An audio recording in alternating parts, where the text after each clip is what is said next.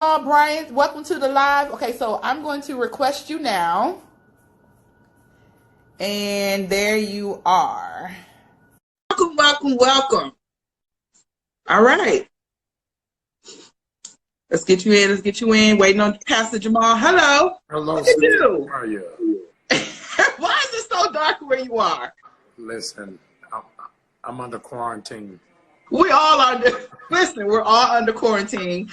But I would love if you could put some light on your face because I see a lot of light behind you. Yeah. I want the people to see you when you deliver this message. All right, hold on. Hold on.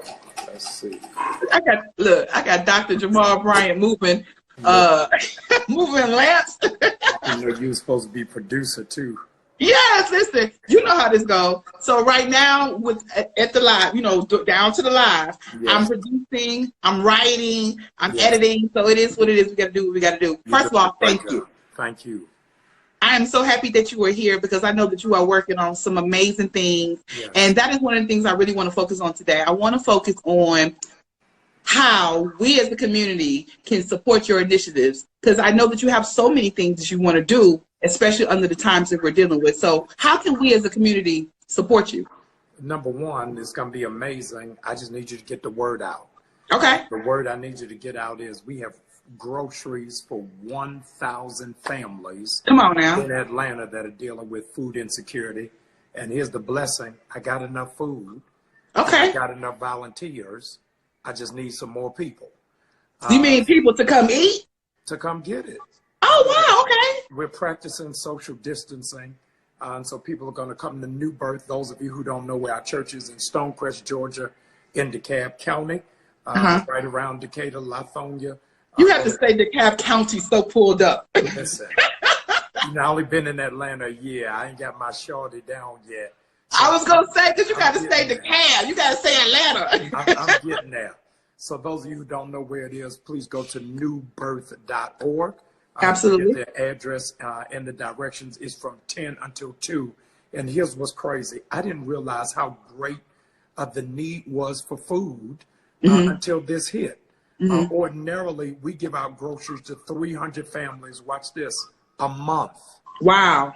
And now since the virus, we're doing 1,000 a day.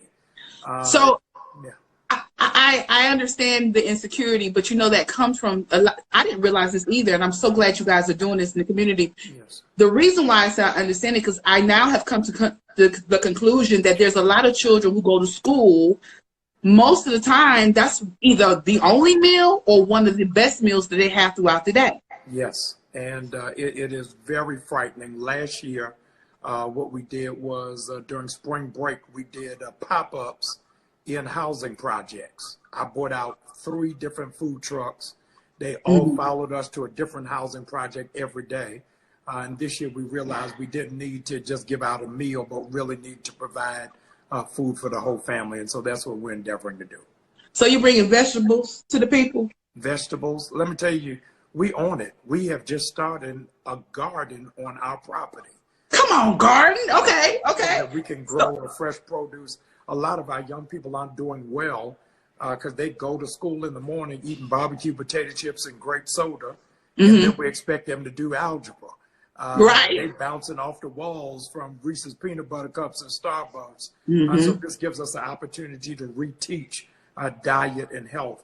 The classes you and I had in middle school and high school, economics, all of those are gone. And so while it is that we're shut down, we've got an opportunity to hold on now. Yeah. Pastor Bryant, what you not gonna do is say when we went to school. You gonna put no age on me. Oh, you with me. You with me. I know you with me. Don't deny. I'm with you, but I ain't with you. Listen. I'm gonna put you in witness protection. Oh, thank you. Yes. Speaking of diet, we spoke about, actually your intake in your belly. What about your spiritual diet? What would you say right now the people should be feeding their spirit and actually, not feeding their fears? Because a lot of people are scared, Pastor Brian. It's a lot to have in this moment. A lot of people are losing not only their jobs, they can't feed themselves. There's so many uncertainties. How do they stay faithful? And what Bible scripture should they be referencing to in the good book? Yes, I think people are bloated from bad news. Is that every day we're just consuming how many deaths, how many gloves are needed. Now we're finding out you can catch it from breathing on somebody, from talking to somebody. You're seeing last night 1,046 people died last night alone.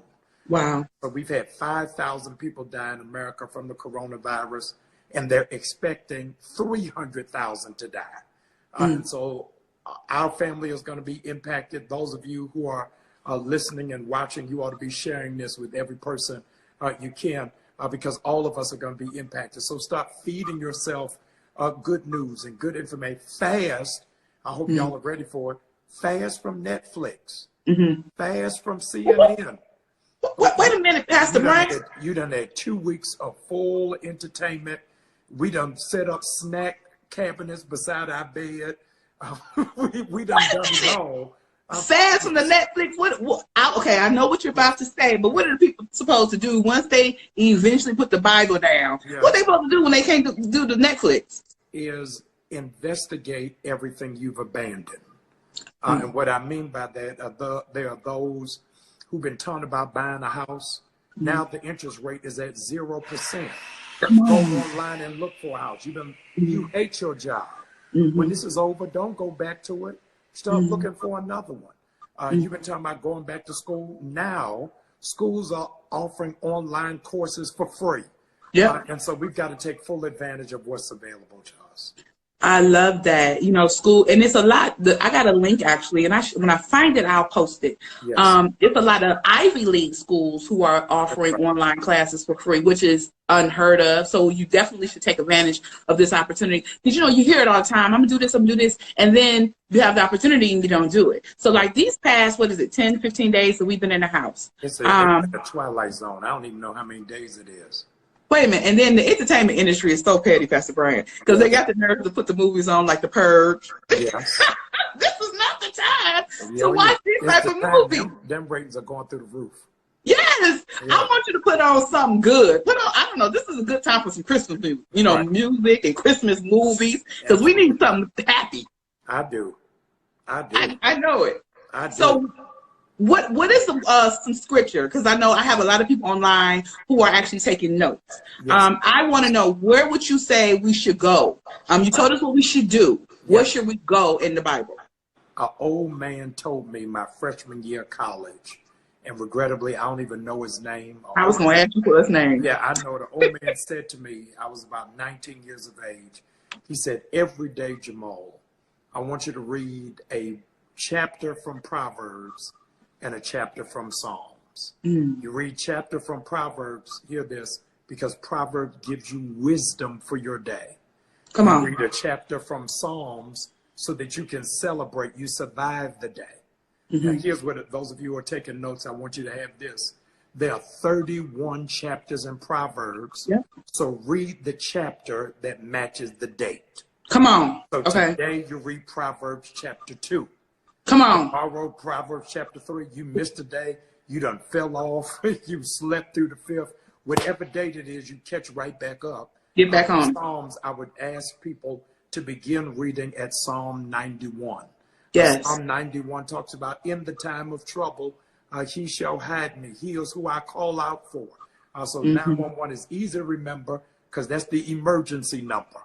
Yes, it's 911. The emergency number with time and need. Read Proverbs in the morning, and then read Psalms at night. I told my staff this morning on a conference call that we're going to tape a new season called The First 48.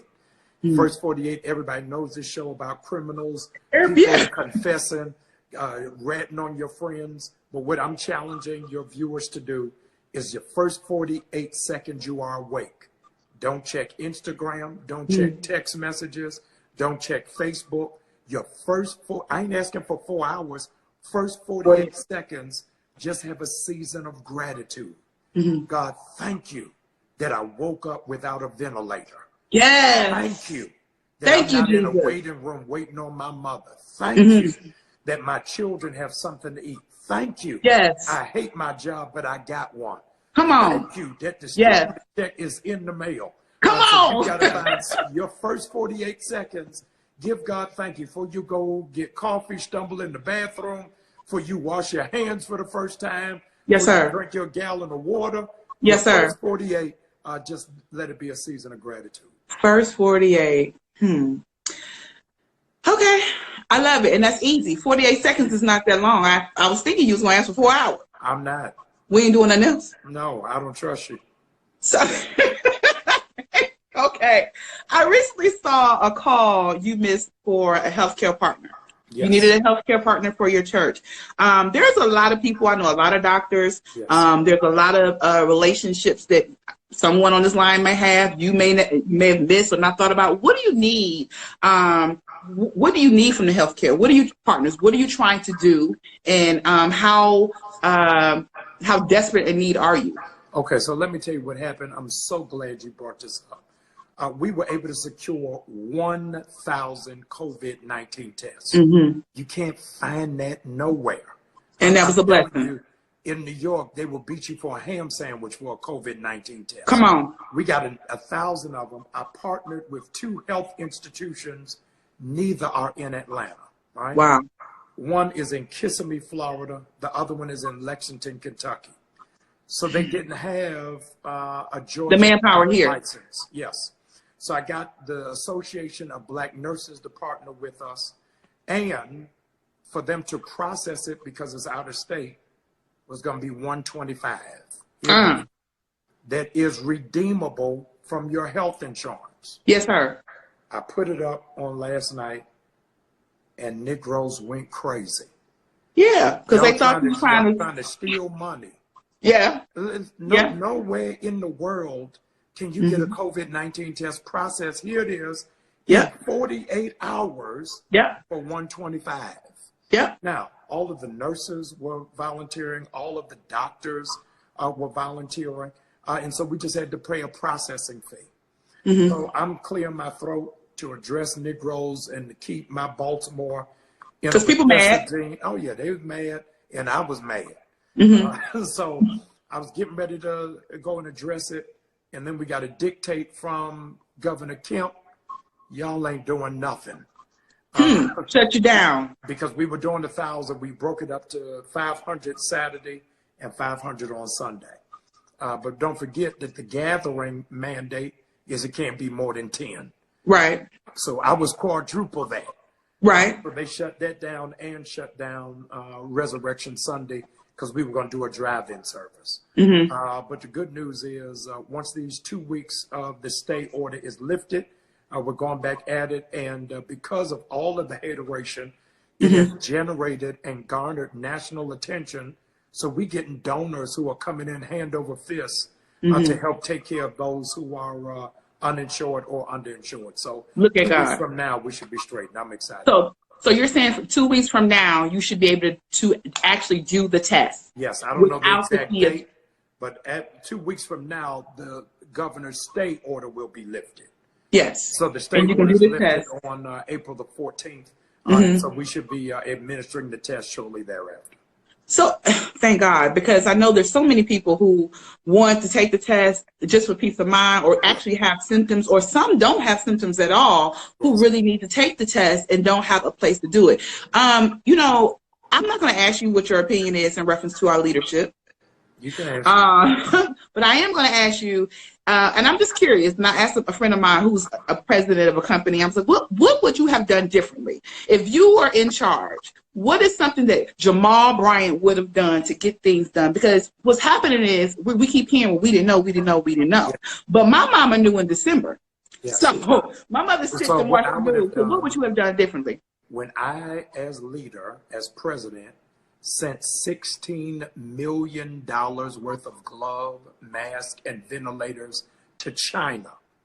Before I did it, I would do an inventory and say, what do we have at home? Yep. When it happened in China, had we shut down for those 2 weeks, I'd have been sitting next to you on the couch tonight. Yep. I'd have been telling folk, come to New Birth on Sunday. We straight. Yeah, we straight. But now you got to get home and wave paper and not a palm on Palm Sunday. Right, people.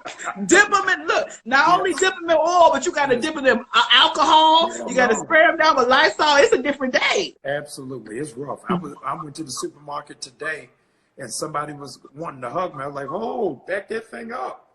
Yeah, I mean, I love you with the love of the Lord, but you stay over there. Right. I would have been more forthcoming. I would have taken ownership. It's a bad leader who would take no responsibility. You got to take accountability. If you can take the credit, you got to be able to take the blame. And that is that's a trait of an amazing leader. Yes. And everyone don't have that trait. I won't say, but listen, I love Obama will forever be my president. Yes. Okay, so I have so many things I want to ask you. I know that we only had a limited amount of time with you today. Do you mind if I ask you a couple more questions? I have nowhere to go. I have no plane to catch. I have nothing to do. But talk to me, and I love it. So what does a leader like yourself, Dr. Jamal Bryant, what do you do in quarantine? I'm not saying not the leader in you, just the Jamal Bryant in you. What are you doing at home all day? So in the morning, I do 3 miles a day. You running? Between running and walk. This morning it was cold. So it was a brisk walk. I do 3 miles a day. I try to do, my daughters live in Maryland, and so I try to do some of their homeschooling remote and go over some of their projects. How's that turning out, teacher? I only help them in one class, which is religion. I can help them in nothing else. So everything in math or science, I can't help them. So I try to do that. I read a book a week. So I try to read something. I still got to preach on Sunday, so I'm working on my sermon, working on Bible study. I'm talking to my staff. I'm coaching other pastors on how to get through it. So my days are full, and then I have the pleasure of hanging out with you at night. Clearly. Now, somebody is back there using a saw. Let me tell you this. You think I wasn't going to hear that? Listen, that's why it's dark. So let me tell you this. I got work getting done. I just moved into a house, and I'm getting work done. I'm rehabbing it and reshaping it, and they done knocked over something. That's why I got all of these coal miner lamps up, because they're trying to restore me back into full health. You don't pull the cover. But we'll take it. We'll take it. It's fine. It's fine. So quite often we don't get time to really get to know those we look up to. So we know that you run. Yes. You're an avid reader. You have daughters. Yes. And I love the story about your baby girl. Which one was it that followed you through the store? They're twins, and I'm trying to remember. I want to say it was Angel. Angel, she walked through the mall with you to get what she wanted, which was a great lesson. If you stay close to the daddy with the wallet, you'll get what you need. Their birthday is April 30th, and I'm in lamentation because this will be their first birthday. I won't be with them. Oh, well. Yeah, so they have sent me their list of birthday gifts, and I've got 29 days to get it together. So. Well, get down to the Amazon and order. Yeah, I'm waiting till the 20th. Don't do that to them. Their birthday the 30th.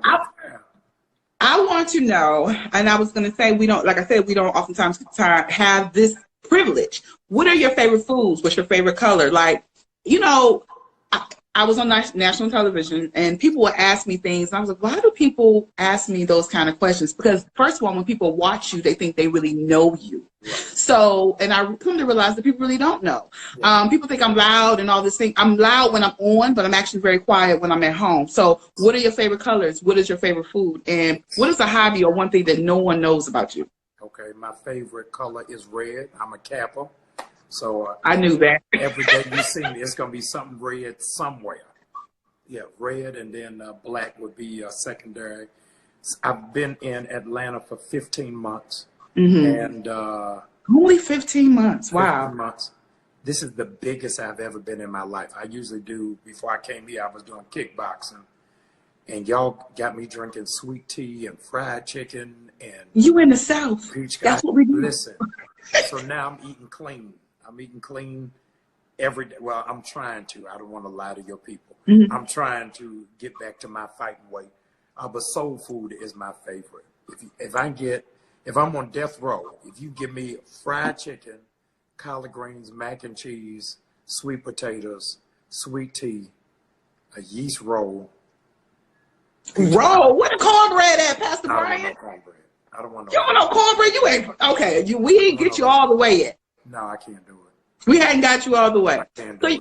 So you've been in Atlanta for 15 months. I know the story. It was like a huge story about you taking over the church, which I was like, wow, those are huge shoes to fill. Yeah. What's been your greatest obstacle stepping into those shoes? Because I can only imagine that pressure.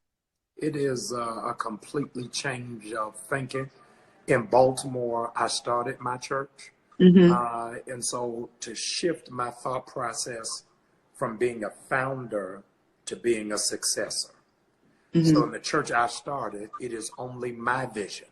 Mm-hmm. In the church I'm taking over, I'm continuing somebody else's vision. Mm-hmm. So being mindful that I am inheriting a group of people who already had a path, already had a journey. It takes a different level of discipline and humility. That is not one of my strong suits. Mm-hmm. Mm-hmm. So I'm sure when the call came, were you prepped to know that it was going to come? Or did you, because I don't know how that works. I don't know how your name's in the bag and like, how does it work? Because this was a church I'm sure many people wanted. 135 people. Oh, wow. 135. 35 people. Yeah, so I was actually shocked pleasantly that I was elected to be the pastor, in so much as I'm not Baptist. I'm third generation AME. I am not one of the spiritual sons of Bishop Long. I didn't have any real connections to the church. But when God orchestrates something, nobody can stop it. And this is never the longest honeymoon. I'm the happiest I've been in years. Look at God. I have absolutely no doubt that this is where God wanted me to be. And I'm not a member, but I've been there multiple times. And when I come, I always say, hey, I'm in the building because I want you to do you.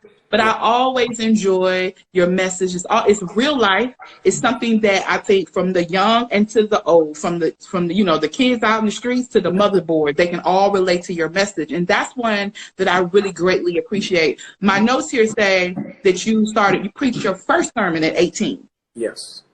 So you've always been anointed. No. Oh. No. Well, let me say it this way.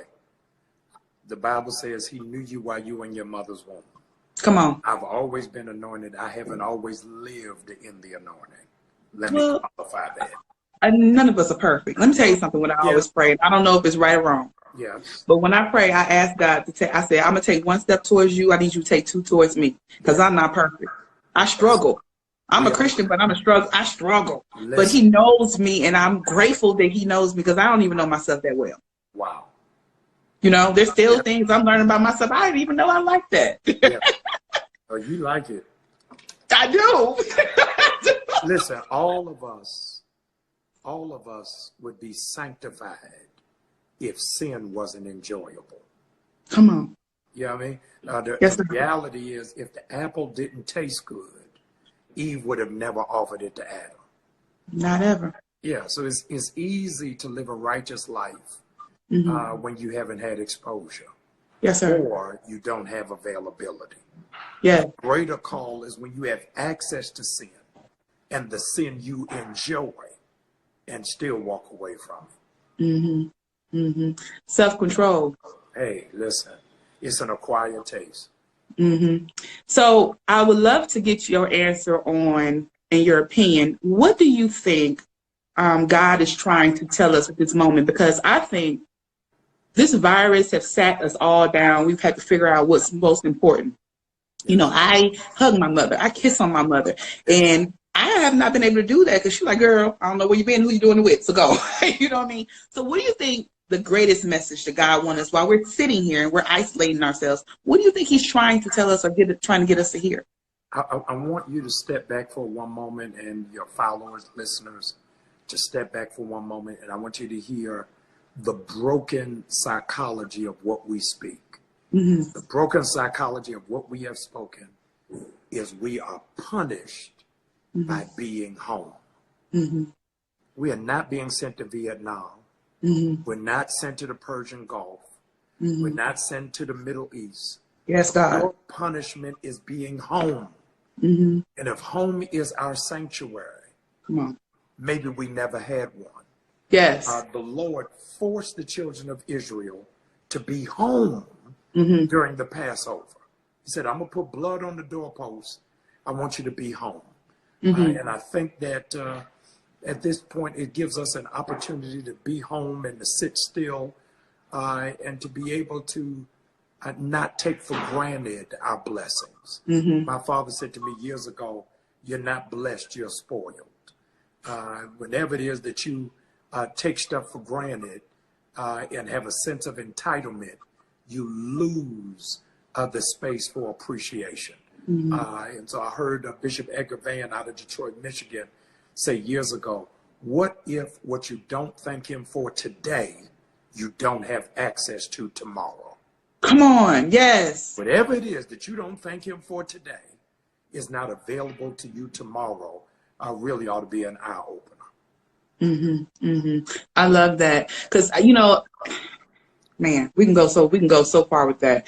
But there's been pastors and preachers and ministers across the country who refuse to stop gathering, having services and telling the people stay home.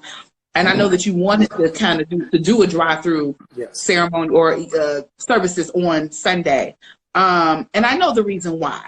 Yes. But do you, as a leader, are you understanding why the people need to stay social distant from each other? And I thought staying in the car was an amazing idea, but just don't get out the car. Yeah. I think we've got to be careful because our nieces and nephews, by the time they get to high school, there'll be a new chapter in history books on how churches contaminated the country. Yeah. Disney World is closed. The NBA is suspended. Major League Baseball is suspended. Colleges are closed. And yet we're still going in churches, and every time they meet, there's a large mushroom of those who become infected and impacted. The Bible says our people die from a lack of knowledge.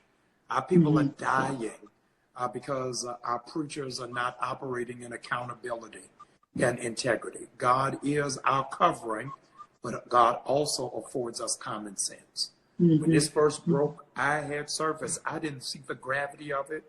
I didn't think it was going to go to this level. But as soon as I got out of it and saw bishops were dying, pastors were dying, whole choirs were finding themselves in ICU. Yep. I was convicted by my error and said, Yes, God. Come home. Let's stream it because the real church is not worship. The real church is service. And if the only way you can do church is by singing and shouting and preaching, it ain't church. It ain't church. 93% of what Jesus did was outside of the church. Yes, sir. 93% of what we do is now in the church.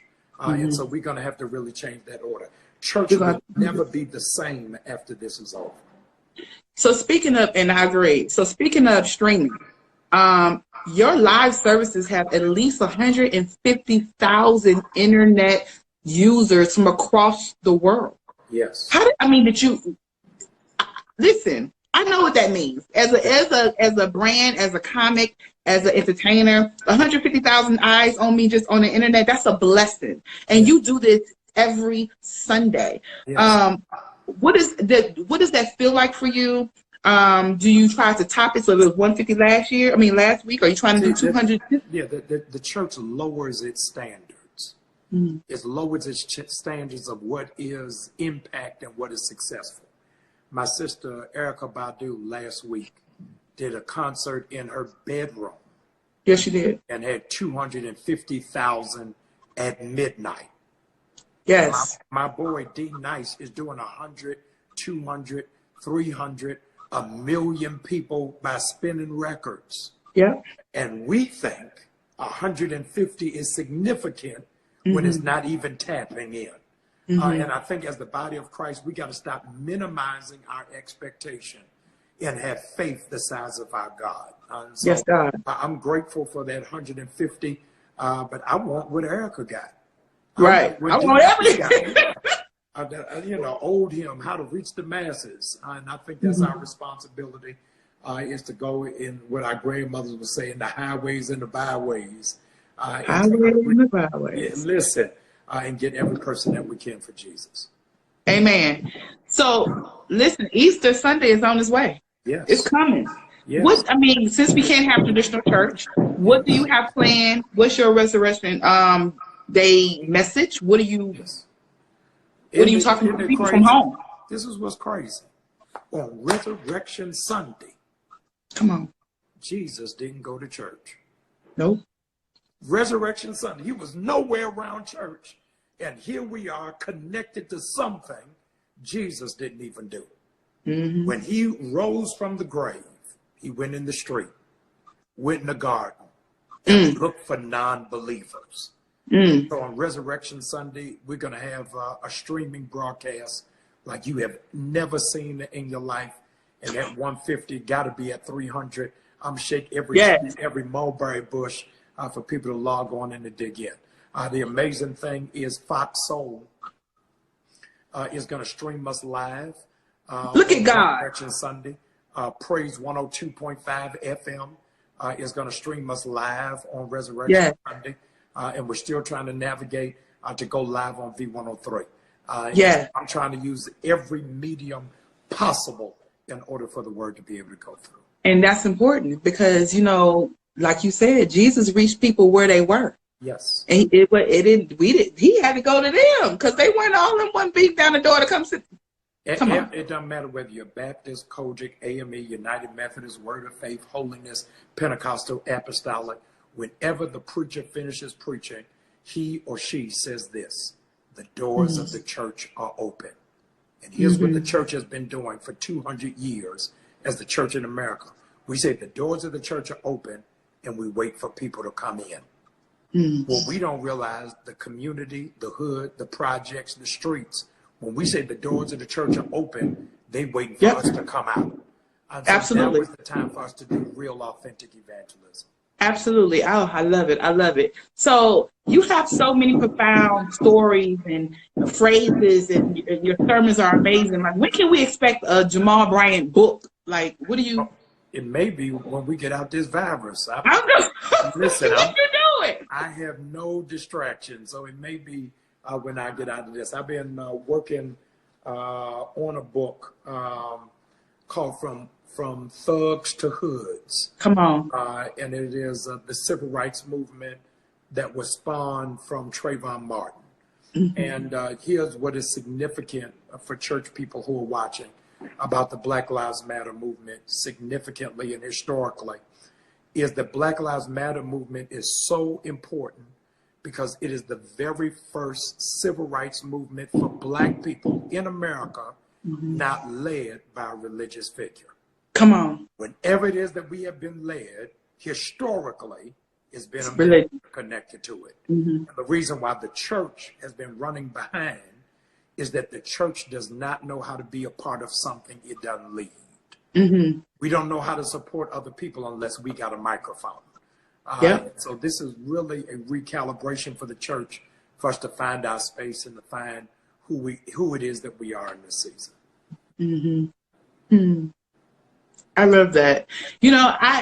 Every time you say something, I wish I'm holding the phone because my tripod broke. I said, the devil busy today. Always. So I wanted to take some notes, but I hope my girl Nicole is online and she's taking notes because, you've said so many profound things. And quite often, as a young woman in this industry, I'm in the business, as you know, I get caught up where, there's a conviction on my life. When I'm on stage, I feel like, man, I want to be here because I never come on stage or leave the stage without telling the people who the Lord is. Despite how many times you fall down, you have ample opportunity, endless opportunities to get back up.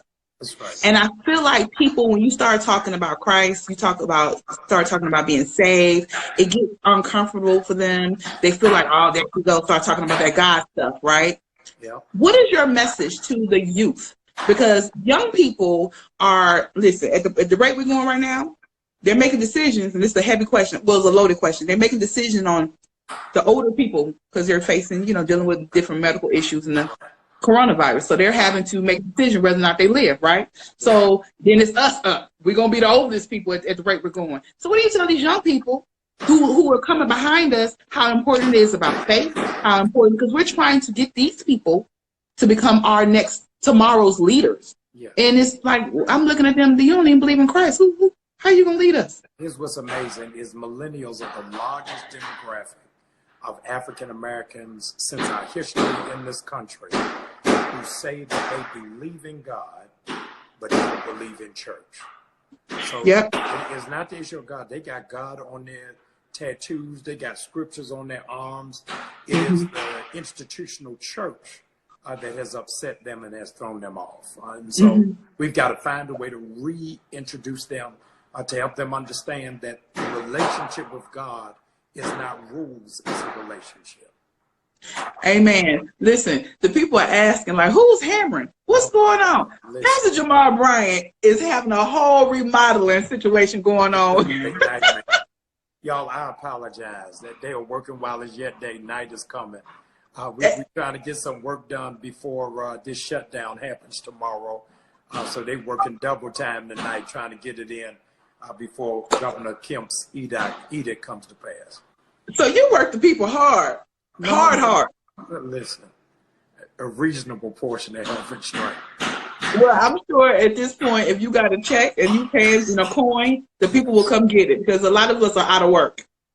Yeah, I'm glad you use inclusive language. A lot of us. A lot of us. Yeah. So I know that I just wanted to make sure I brought this back because on Sunday, you're doing your food pantry. Saturday, you're doing your food pantry. 10 to 1. 10 to 1. So people can come. They should tell their friends and their family. You're going to pull up, pop your trunk, and we'll put the groceries in. Ask that you all will please spread the word everywhere for us. New Birth is hooking a brother, hooking a sister up. No questions asked. Whether you got a PhD or a GED, we're going to put groceries in your trunk. And see, that's the crazy thing about this disease. It has literally affected people of all genres, all financial backgrounds, all demographics. It doesn't matter if you have a PhD or no education at all, if you are the CEO of a company or not. This disease has affected us on all levels. Pardon my nails. I'm quarantined. But listen. I didn't even pay attention till you said something. Somebody said something. But I'm going to say, it's one of those things that's been a very humbling experience. Yeah. And I just want to, one more time before I let you go, I want to know, you gave a scripture. We're definitely going to do that. You asked for 48 seconds. When we wake up, just give gratefulness, be thankful. Yes. Pastor Brian, tell the people, we need a word, we need a prayer, because my mom is literally, her diet has been full of CNN. Yes. I'm like, Mommy, you got to stop taking that. And she was like, well, how will I know? I was like, I don't know how you're going to know, but you need to stop listening to that. Yeah. So what do we tell those people? And tell people to lay the worries to rest. Yes. Because it doesn't have, the disease is reaching all people. Yeah, my mother, I give this prayer everywhere whenever somebody asks me. My mother gave me a prayer my freshman year at Morehouse that I repeat daily. I give to everybody for them to make it personalized in their own. It's very simple. And I want to ask your followers, somebody write it on the screen. Lord, your will, nothing more, nothing less, and nothing else. That's it. That's it. Lord, your will, nothing more, nothing less, more, and nothing else. Less. You messing up my prayer. Stop. You ain't got it. Lord, your will. If somebody else write it. Yeah, somebody got to write it on this screen. Help us out, please. Right. Put you up. Okay, we listening. Lord, your will, nothing more, nothing less, and nothing else. Amen. Amen. Help you. When you watching bad news, tell yourself, Lord, your will, nothing more, nothing less, nothing else. When you hear about a relative that's sick in the next coming weeks, Lord, your will, nothing more, nothing less, nothing else. Your job emailed you and said, we can no longer keep you on the payroll. Lord, your will, Nothing more, nothing less, nothing else. You got to have a hard discussion with your children that you ain't got money for tuition next semester. Lord, your will, nothing more, nothing less, nothing else. The relationship breaks up after you've been quarantined. You figured out you can live without them. Lord, your will, nothing more, nothing Yes. less. And As you pack up his bags out the house. that's right. Absolutely. Yes. Well, I don't have those problems. I'm very single. Pastor, do y'all have a singles ministry at the church? We do. Pastor Carrie Turner is our singles pastor. She's killing it. We did a Zoom for singles. It was only for 500. I had another 250 on the waiting list. So we're going to do another one the next couple of weeks. I'll inbox you and tell you when it is so you can be on a single Zoom. Send me an anointed man. Hallelujah. I'm going to do it. Listen, because I am so grateful that you took the time today to hang out with me and also all the viewers. We appreciate you. We appreciate your work. We love you. We are praying for you, and we support you. If there's anything that I can do for you, please do not hesitate to call. You know, we're going to do what we can. Pray for me morning, noon, and night. Come on. We're going to say that prayer. We're going to say, Lord, your will. Nothing more and nothing less. And nothing else. Nothing. See, I'm not somebody. giving you get this prayer right. Lord, your will. Nothing more. Nothing less. Nothing See, less. Catherine did it wrong. Let me unpin her because I pinned her. Catherine. Unpin Catherine. Okay. Let me see. Okay, wait. Maybe Dana got it. Let's see. My girl Dana Abercrombie. Okay, let me see if she got it. Lord, your will, Okay, nothing less and nothing else. So she has Lord, your will, nothing more, nothing less, There it is. and nothing else. Dana, I'm rocking Yes, with you. Dana. Dana got it. Pastor Bryant, I am humbled. Thank you so much. I appreciate you. I'm praying for all of you. Please practice social distancing. Wash your hands. Yes, God. Worship with me Sunday morning at newbirth.org, Sunday at 9:30. If you oversleep or you forget, we're going to replay it at 11:30 and then 7:30 that night. Something. Oh, so you got 3 times. So no excuse. No excuse. But the people ain't got nowhere to go. I want them to get up. See, if you haven't done anything all week, people, make sure on Sunday morning, get up, take a bath, put your good wig on. Oh, I forgot. You want the people with no wigs on. Okay, well. That's a whole nother show. That's a whole nother show. But listen, ladies, put on your hat. Yes. Pull yourself together. Even put on your Spanx. Act like you're going to church. Put on the dress. Go into the dining room or the living room. Yes. Turn that your phone on, sit in front of it, and get to church at 9:30, Yes. 11:30, yes, and 7:30. You got it. There's no excuse. You're a genius. Thank you. You all put the word out Saturday morning. The King's Table Food Pantry is open from 10 to 1 at New Birth. I'm getting off before these hammers drive me crazy. Well, you know what? They didn't drove the people crazy, but we all here trying to listen. Thank you. Thank you so much. I'll talk to you soon. I appreciate it. Look forward to it. Be safe. Absolutely. You too. Bye-bye. Look at that. Pastor Jamal Bryan came to give us a good word. When I tell you, guys, that was a blessing. Make sure you tell your friends and your family, anybody that's in need, have them go to the food pantry on Saturday at 10 to 1. And it does not matter if you have a PhD or no education at all. If you pull up in a Bentley or Forerunner or a raggedy car, go get what you need. No questions asked. Also, I want to shout out to my people, Nicole, Estelle, for making sure all of that happened. Shout out to Eric, who also made sure that Pastor Bryant was on the live. I appreciate you. I love you. If you guys are still watching and don't know who I am, feel free and please, I beg you to follow me on Instagram and Facebook and Twitter, all things social, at Kiana Dancy. It's literally my first and last name.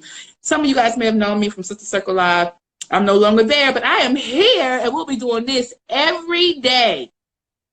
8 p.m. Monday through Friday. And then on Sunday, we're going to have the good word on Sunday. So make sure you guys come check me out. We'll be here at 8 o'clock. The next person I have coming up is my girl, Joy Black. Joy Black is a phenomenal, phenomenal artist. She is a violinist. She's been traveling all over the world doing her thing. I promise you, you will enjoy her. You probably never heard of her, but she's amassed over 50,000 followers. So if you haven't heard of her, you will hear of her today. So I got Joy Black on the line. Hey, Ernest Pugh, you better be on my live. I'm going to see you on Sunday, boo. Shout out to Ernest Pugh. Hey, girl. Look at you looking all pretty. Oh, look at you. How you doing? Girl, you really you got up and put some clothes on, didn't you? Okay. Lipstick and all. Okay, so I gave you a big shout out. I gave you a huge introduction. I don't know if you saw, we had Pastor Brian on the live, which was amazing. What I want to do is, I'm going to get to it. I want to ask you, how did you become this person? But I want to hear you play, girl. So how and when, thank you. I'm so glad, because I love me a good strings. How and when did you know that you were blessed to become a violinist? Because that's a hard instrument to play. When did you know? I knew before I even touched the violin, because when I was in 8th grade, I had a dream that I was on stage in front of thousands of people, and it was like a dream that felt so real. And I just couldn't, when I was at a young age, I grew up being bullied and stuff like that. And that dream just gave me like a gateway. It gave me a light in the darkness. So I just joined high school. I just went to orchestra class and held the violin. And before I even played it, it's like it just felt so powerful. Like it's just something that I was meant to have. So you were not experienced as playing a violin. You just learned. You learned it in class. It wasn't like you were a prop. Okay. So I thought maybe you was like a genius. You just came out the womb playing the violin. And little did I know the violin is the hardest instrument in the world. It is. I would have never played it if I knew that it was the hardest instrument. Girl, let me tell you how petty I am. So I learned, I knew the violin. And the reason I know that, because I was given the option to learn how to play different instruments when I was in school. So the cello, which I love, the violin, I tried, no. And then I was like, I'm going to play the clarinet. Girl, how am I going to play a clarinet with a gap in my teeth? But I did learn how, girl, it was a struggle. But just like I had to learn to whistle, I had to learn to blow. So it was certainly a challenge. And needless to say, I'm not playing nobody's clarinet. So it is what it is. Now, you mentioned being bullied. Now, I want to ask, we don't have to go into that in great detail, but how did you overcome, outside of playing your instrument, how did you overcome being bullied? And what were they bullying you about, girl? You're pretty. Well, I've always been I'm a size 3 right now, but I've always been like a size 0, size 1.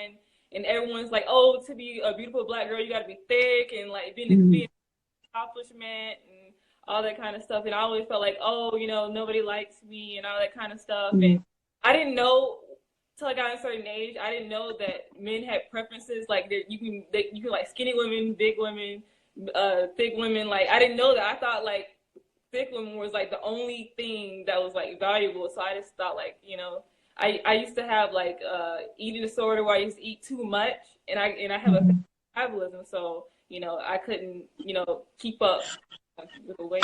Joy, I'm actually glad that you said that, because that's one thing and a misconception that a lot of people have about Black women, that we all come in one note, that we all look the same way, that we all have big breasts, big boobs, small waists, or whatever. And, and it's so sad that we actually bully each other, because I'm sure the people that were bullying you look like you, right? They were brown people who were bullying you. And it's very unfortunate, but it's a blessing that you were able to learn that. And I wish you had learned that earlier, but the fact that you learned it at all, it's a blessing, right?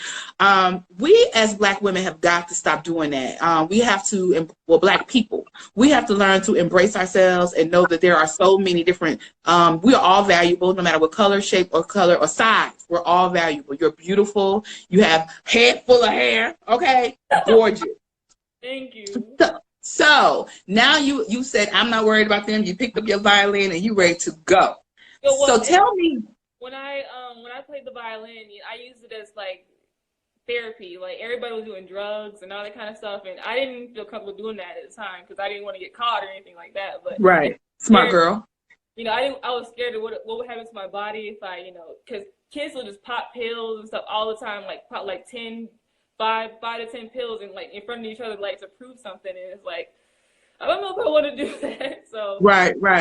Violin and when I was in school, my parents, they couldn't afford, all the popular clothes like Nikes and Jordans and all that kind of stuff. So, kids used to always pick on me like, oh, what are those kind of shoes? And, no name brand and all that kind of stuff. So actually I started making money with the violin by street performing to make money for clothes. that's how I actually, started as an entrepreneur, with the violin. And Mm-hmm. when I was street performing, people would come to me and be like, "Oh, you should be playing in these big auditoriums. You should be playing in these big, grand halls in front of celebrities and TV shows." And I'm like, "What? I'm just trying to." Right. You street performing just to get new shoes. Got it. So let me say this. And I don't want to cut you off, but I need to because I want to make sure you get the opportunity to play. First of all, girl, if you can see the people that you went to school with now, I bet you they not that fine. You being slim and trim now, girl, is a blessing. You hear me? I always say, and thank you for that creation. I think it's creation forever. Create forever. That just said it. Rejection is often God's redirection. Look at you now. And I always say, my quote is, embrace. If you can't embrace your flaws, you can't write your laws. And first of all, you have to look at whatever people are attacking you about. Like, people always say something about my gap. Like, it's not a flaw. My gap, my teeth are not broken. They're just not together like yours. So if I love my gap, and now I'm sure you embrace your slimness because you're slim and fine. Yes. So let's talk about this. I want to know what song you're going to play. Is it an original? Did you write it? Talk to me about what you're going to do. And is that a special violin? Have you always had it? Did someone gift it? What's the story behind the actual instrument? Okay, so what I want to play is, I've been doing a lot of, on my page, I've been doing a lot of, like, since everyone is so, like, anxious with the coronavirus and all that kind of stuff, I've been playing a lot of relaxing music and things like that. And I have two YouTube channels. I have one with my name, Joy Black, and I have another one with Joyful Sounds Healing, where I make music with rain noises and the violin, like natural noises, so you can just sleep and meditate and relax and calm yourself down and listen to it. Because music helped me, so I know how powerful it is with healing. So I know that it's something that the world needs. So I've been doing. Perfect. Okay, well, come on. So what's the first selection you're gonna play? Somewhere Over the Rainbow. Let's do it. Look at you. I love you, Joy.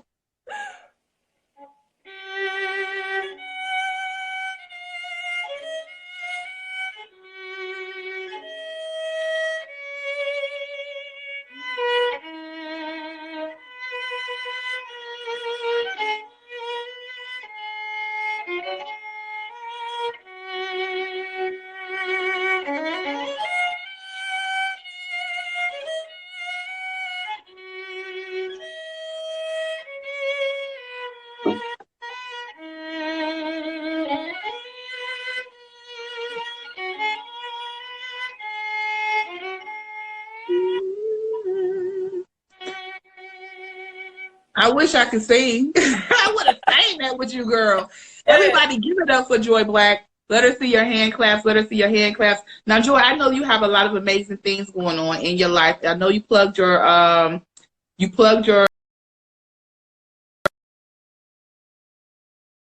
near future. Did you hear me? Can you repeat it one more time? Yeah, I'm sorry it broke up. What can we look forward from you in the near future?